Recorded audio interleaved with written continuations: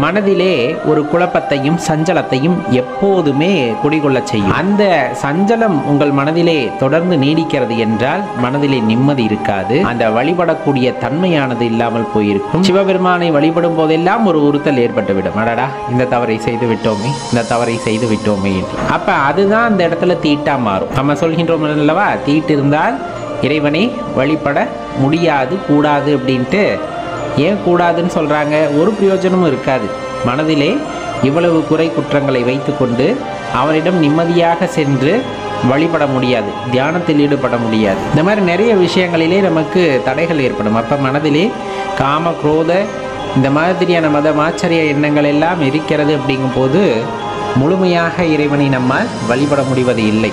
எந்த ஒரு சஞ்சலமுமே இல்லாத நபராக நாம் இருக்க முடியும் அப்படிங்கிறத தெரிஞ்சுக்கணும். அந்த இடம்தான் சிவபெருமான் வசிப்பதற்கு ஏற்ற இடம்.